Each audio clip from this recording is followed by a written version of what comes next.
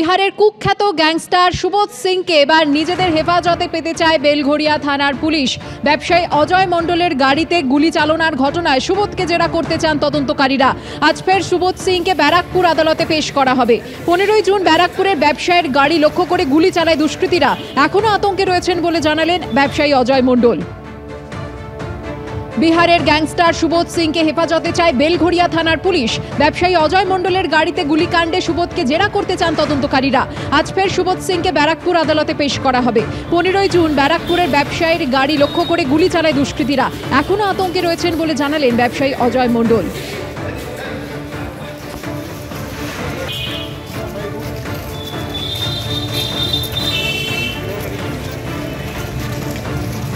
আজ সুবোধ সিংকে ব্যারাকপুর আদালতে পেশ করা হবে। পুলিশের তরফ থেকে কি আবেদন করা হয় সেদিকে অবশ্যই আমাদের নজর থাকবে। আমাদের প্রতিনিধি সমীরণ পাল রয়েছেন আমাদের সঙ্গে, সরাসরি চলে যাব। সমীরণ, কি জানতে পারছো? দেখো, যেটা জানা যাচ্ছে সুকর্ণা, আজকে কিছুক্ষণের মধ্যে ব্যারাকপুর মহকুমা আদালতে নিয়ে আসা হবে বিহারের কুখ্যাত গ্যাংস্টার সুবোধ সিংকে। এবং যেহেতু সুবোধ সিংকে নিয়ে আসা হবে ব্যারাকপুর মহকুমা আদালতে এবং গত 15ই জুন বিটি রোড রথতলায় ব্যারাকপুরের ব্যবসায়ী অজয় মণ্ডলের গাড়ি ঘিরে শুট আউটের ঘটনায় সুবোধ সিং এর নাম উঠে আসে। ইতিমধ্যেই 5 জনকে গ্রেপ্তার করা হয়েছে এবং এই সুবোধ সিং এর নাম রয়েছে কেননা সুবোধ সিংই বিহারের বেউট জেলে বসে গোটা ঘটনার ষড়যন্ত্র করেছিল। যেহেতু সুবোধ সিংকে নিয়ে আসা হচ্ছে, সেই কারণে ব্যারাকপুর আদালত চত্বর মুড়ে ফেলা হয়েছে নিরাপত্তার চাদরে। ক্যামেরাম্যান প্রবীর থেকে দেখাতে বলবো যে আদালতের যে গেট দিয়ে সুবোধ সিংকে নিয়ে আসা হবে সেখানে প্রচুর পুলিশ মোতায়েন করা হয়েছে, যাতে কড়া নিরাপত্তার চাদরে মুড়ে ফেলা হয়েছে। কোনোভাবেই যেন নিরাপত্তা গলদ না থাকে, সেই কারণে ব্যারাকপুর কমিশনারেটের শীর্ষ আধিকারিকরা সকাল থেকে পুরো ব্যাপারটা তত্ত্বাবধান করছেন।